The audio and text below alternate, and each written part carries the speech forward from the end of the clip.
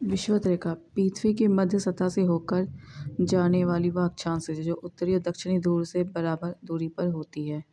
यह शून्य अंश की रेखा या अक्षांश रेखा है। विषुवत रेखा के उत्तरी भाग को उत्तरी गोलार्ध और दक्षिणी भाग को दक्षिणी गोलार्ध कहते हैं। कटिबंध प्रत्येक गोलार्ध को ताप के आधार पर कई भागों में बांटा गया है। इन भागों को कटिबंध कहते हैं। ये निम्न प्रकार के हैं। उष्णकटिबंधीय ट्रॉपिकल जोन विषुवत रेखा से 30 डिग्री उत्तर और 30 डिग्री दक्षिण का भाग। यहाँ वर्ष में 2 बार सूर्य शीर्ष पर चमकता है। इस भाग का मौसम सदैव गर्म रहता है। उपोष्ण कटिबंध सब ट्रॉपिकल जोन 30 से 45 डिग्री उत्तरी और दक्षिणी अक्षांशों के बीच स्थित क्षेत्र जहाँ कुछ महीने ताप अधिक और कुछ महीने ताप कम रहता है। शीतोष्ण कटिबंध टेम्परेट जोन 45 to 66 उत्तरी और दक्षिणी अक्षांशों के बीच का क्षेत्र। यहाँ सूर्य सिर के ऊपर कभी नहीं चमकता बल्कि उसकी किरणें तिरछी होती है। अंत यहाँ ताप हमेशा कम रहता है। ध्रुवीय कटिबंध पोलर जोन 66 डिग्री से 90 डिग्री के मध्य स्थित क्षेत्र जहाँ ताप अत्यंत ही कम रहता है जिसके फलस्वरूप वहाँ हमेशा बर्फ जमी रहती है। अक्ष उत्तरी ध्रुव और दक्षिणी ध्रुव को मिलाने वाली काल्पनिक रेखा जिस पर पृथ्वी घुमा करती है। ध्रुव पृथ्वी वो 2 बिंदु जिससे होकर काल्पनिक अक्ष गुजरती है। अक्षांश किसी स्थान की विषुवत वृत्त से उत्तर दक्षिण की ओर कोणीय दूरी। अक्षांश वृत्त विषुवत वृत्त के समांतर खींची गई काल्पनिक रेखा। देशांतर किसी स्थान की प्रधान मध्यांतर रेखा से पूर्व और पश्चिम की कोणीय दूरी। देशांतर रेखा एक ध्रुव को दूसरे ध्रुव से मिलाने वाली काल्पनिक अर्धवृत्त। स्थानीय समय किसी स्थान के मध्यांत सूर्य से निर्धारित किया गया समय, यानी किसी स्थान पर जब सूर्य आकाश में सबसे अधिक ऊंचाई पर रहता है तो दिन के 12 बजते हैं। इस समय को वहाँ का स्थानीय समय कहते हैं। फिर मानक समय किसी देश का मानक मध्यांत रेखा पर स्थानीय समय। किसी देश का मानक मध्यांत रेखा पर का स्थानीय समय। फिर पृथ्वी की आंतरिक संरचना। पृथ्वी की आंतरिक संरचना के संबंधों में वैज्ञानिकों में मतभेद है। भूगर्भ में पाई जाने वाली परतों की मोटाई, घनत्व, तापमान, भार और वहाँ पाए जाने वाले पदार्थ की प्रकृति पर अभी पूर्ण सहमति नहीं हो पाई है। फिर भी तापमान, दबाव, घनत्व, उल्फाओं, भूकंपीय तरंगों पर आधारित प्रमाणों को एकत्रित करके पृथ्वी की आंतरिक संरचना के संबंध में जानकारी प्राप्त करने के प्रयास किए गए हैं। पृथ्वी के अंदर के हिस्से को 3 भागों में बांटा है: भूपटल, क्रस्ट, आवरण, मेंटल और क्षेत्रीय भाग, कोर। भूपटल क्रस्ट पृथ्वी के उत्तरी भाग को भूपटल कहते हैं। यह अंदर की तरफ 34 किलोमीटर का क्षेत्र है। यह मुख्यतः बेसाल्ट चट्टानों का बना है। इसके दो भाग हैं, सियाल और सीमा। सियाल क्षेत्र में सिलिकॉन और एल्यूमिना तथा सीमा क्षेत्र में सिलिकॉन और मैग्नीशियम की बहुलता होती है। क्रस्ट भाग का औसत घनत्व 2.7 ग्राम पर सेंटीमीटर क्यूब है। यह पृथ्वी के कुल आयतन का 0.5 भाग घेरे हुए हैं। भूपटल की रचना सामग्री वजन के अनुसार सबसे अधिक ऑक्सीजन 46.60, दूसरे स्थान पर सिलिकॉन 27.72, तीसरे स्थान पर एल्युमिनियम 8.13। सबसे अधिक ऑक्सीजन 46.6, दूसरे स्थान पर सिलिकॉन 27.2, तीसरे स्थान पर एल्युमिनियम 8.13, चौथे स्थान पर लोहा 5%, पाँचवें स्थान पर कैल्शियम, छठे स्थान पर सोडियम, सातवें पे पोटाशियम, आठवें पे मैग्नीशियम। यानी पृथ्वी के संपूर्ण प्रॉपर्टी पर लगभग 98% भाग ऊपर दिए गए 8 तत्वों से मिलकर ही बना है।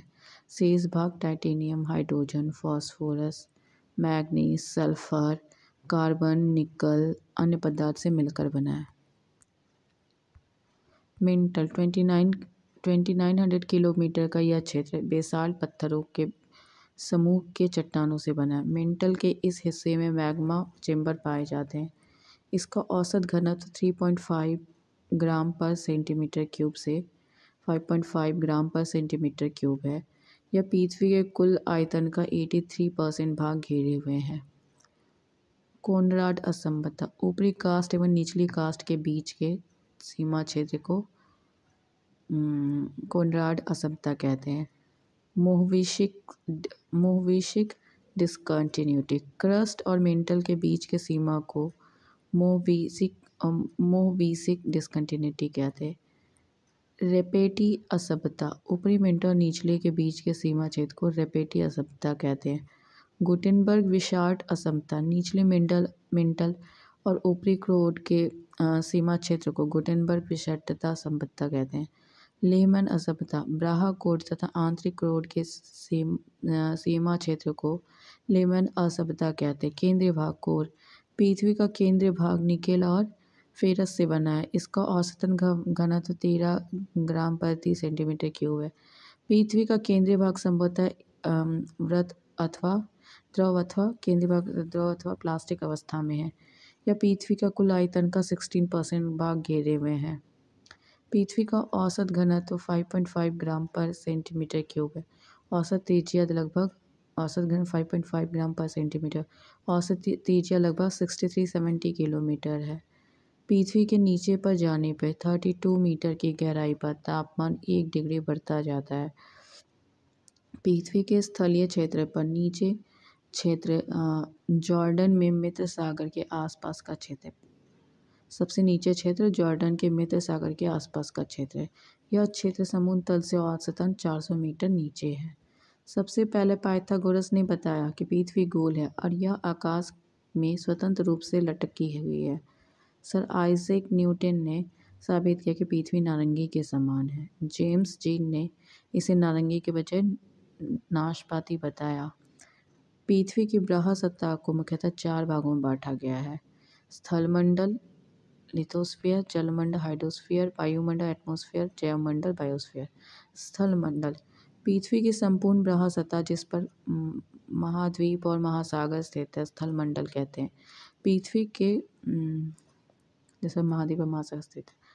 पृथ्वी के कुल 29% भाग पर स्थल और 71% पर जल है।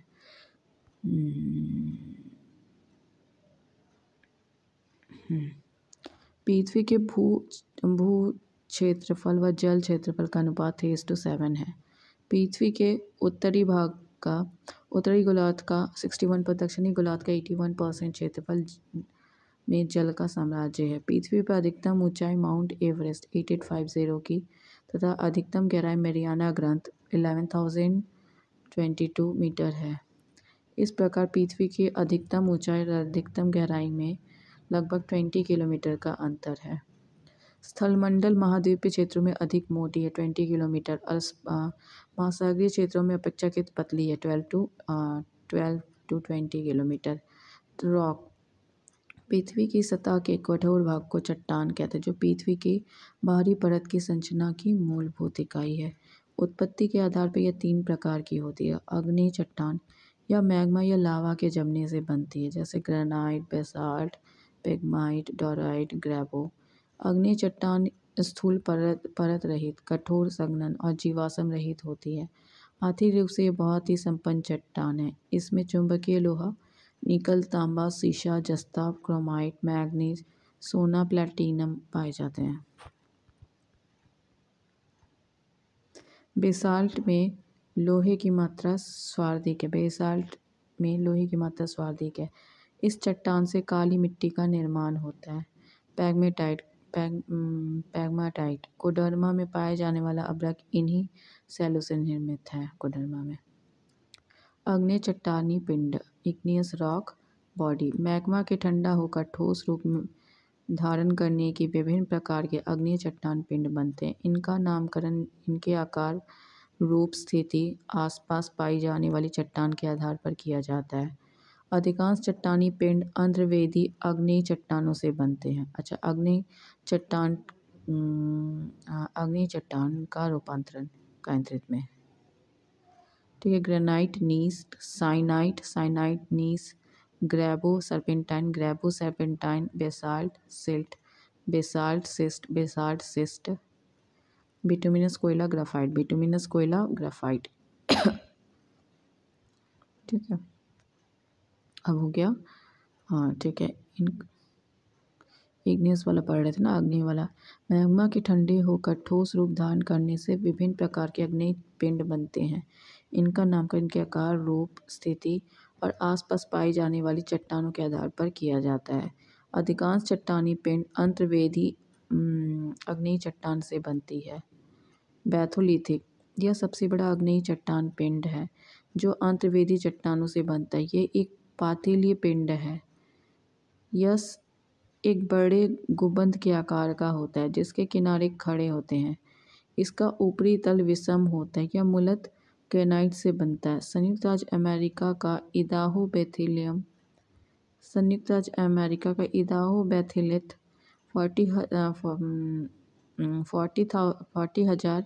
40,000 वर्ग किलोमीटर से भी अधिक विस्तृत है। कनाडा का कोस्ट रेंज बेथोलिक इदाहो से भी बड़ा है। संयुक्त अमेरिका का इदाहो बेथोलिक और कनाडा का कोस्ट रेंज बेथोलिक इदाहो से भी बड़ा है। स्टॉक, छोटे आकार के बैथोलिक को स्टॉक कहते हैं। इसका ऊपरी भाग गोलाकार गुंबदनुमा। स्टॉक का विस्तार 100 वर्ग किलोमीटर से कम होता है। लैकोलिथ, जब मैग्मा ऊपर की परत को जोर से ऊपर उठाता है और गुंबदकार रूप में जम जाता है तो इसे लैकोलिथ कहते हैं। मैग्मा के तेजी से ऊपर उठने के कारण यह गुंबदकार ठोस पिंड छतरीनुमा दिखाई पड़ता है। उत्तरी अमेरिका के पश्चिमी भाग में लैकोलिथ के कई उदाहरण मिलते हैं। लैकोलिथ बहिर्वेदी ज्वालामुखी पर्वत का ही एक अंतर्वेदी प्रतिरूप है। लैकोलिथ बहिर्वेदी ज्वालामुखी पर्वत का एक अंतर्वेदिक प्रतिरूप है। लैपोलिथ, जब मैग्मा जमकर तस्तरीनुमा आकार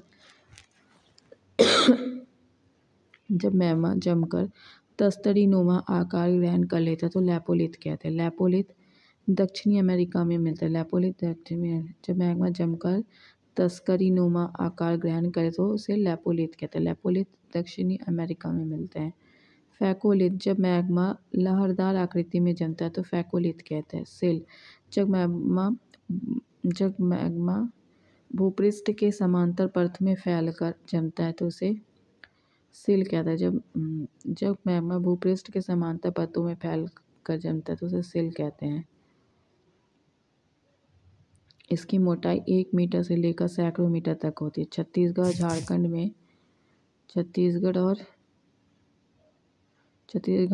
में सिल पाए जाते हैं। 1 मीटर से कम की मोटाई वाले सिल को सीट कहते हैं। डाइक, जब मैग्मा किसी लंबवत दरार में जमता है तो उसे डाइक कहते हैं। झारखंड के सिंहभूम जिले में अनेक डाइक दिखाई देते हैं।